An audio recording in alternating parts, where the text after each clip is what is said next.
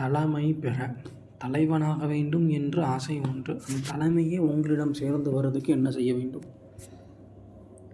வந்தப்பவர் உன்னை வானவர் தானவர் ஆனவர்கள் சிந்திப்பவர் நல்திசை முகர் நாரணர் சிந்தையுள்ளே பந்திப்பவர் அழியா பரமானந்தர் பாரில் உன்னை சந்திப்பவர்க்கு எளிதாம் எம் பிராட்டி நின் தன்னழியே.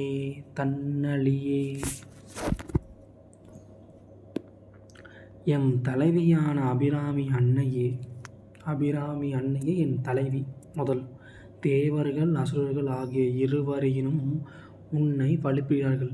ஏன்னா அவங்க 2 பேரும் மூத்த அம்மா பெரியம்மா சின்னம்மாவோட பிள்ளைங்க தான். ஸோ அவங்களே உன்னையை தான் வணங்குறாங்க. பிரம்மதேவரும் திருமாலும் உன்னை எண்ணி தியானம் செய்கிறார்கள். அவங்க யாரை தியானம் செய்கிறார்கள்னா அன்னை பராசக்தியை உன்னை தியானம் செய்கிறார்கள். மேலான ஆனந்த வடிவினரான சிவபெருமானே தன் உள்ளத்தினே உள்ள உன்னை அன்பினால் கட்டி வைப்பவர்.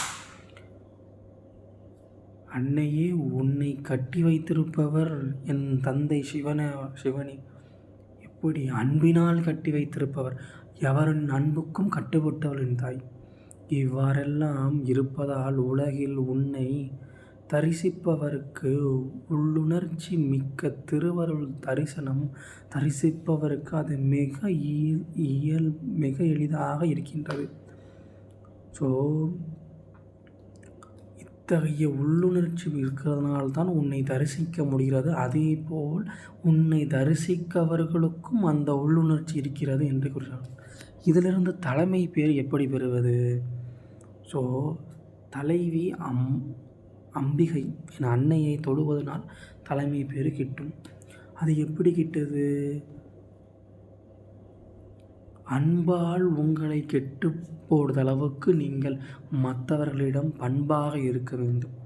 பிரம்மதேவரும் திருமாலும் உங்களை நோக்கி தியானம் தாயை நோக்கி தியானம் செய்வது போல் நீங்கள் ஞானியாக இருக்க வேண்டும். கல்வியை சிறந்து கற்க வேண்டும்.